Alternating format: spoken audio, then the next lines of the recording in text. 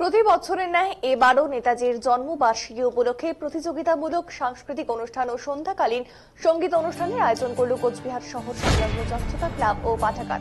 উদ্যোক্তারা জানিয়েছেন এদিন 31তম বর্ষে পদার্পণ করল তাদের এই অনুষ্ঠান। আর এদিন সকালে জাতীয় পতাকা উত্তোলন, নেতাজির প্রতিকৃতিতে মাল্যদান, নেতাজির জীবন দর্শনের উপর সংক্ষিপ্ত আলোচনার মাধ্যমে শুরু হয় দুদিনের এই অনুষ্ঠান। 24শে জানুয়ারি সন্ধ্যায় তাদের অনুষ্ঠানের বিশেষ আকর্ষণ হিসেবে থাকছে সারেগামাপা খ্যাত শিল্পী ঋষিতা সাহার সঙ্গীতানুষ্ঠান।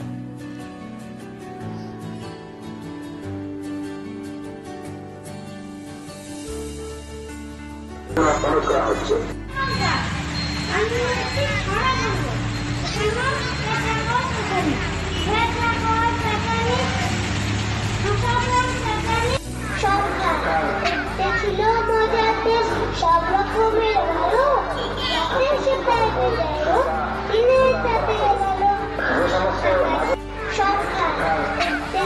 তেইশে জানুয়ারি আমাদের দেশের মহান নেতা নেতাজি সুভাষচন্দ্র বসুর 128তম জন্মবার্ষিকী।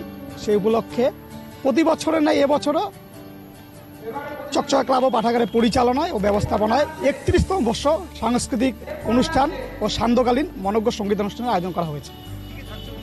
অনুষ্ঠানে রয়েছে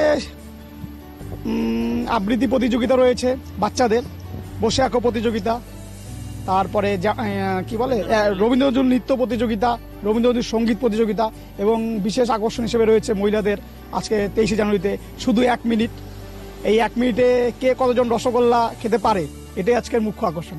এবং সান্ধ্যকালীন অনুষ্ঠানে বিভিন্ন সঙ্গীতানুষ্ঠান রয়েছে এবং চকচকা ক্লাব ও পাঠাগারের সদস্যদের দ্বারা পরিবেশিত নাটক মামা ভাগ্নের নাটক, আজকে মামা ভাগ্নের বিয়ে আজকে এবং কালকে 2 দিন ব্যাপী অনুষ্ঠানটা চলবে।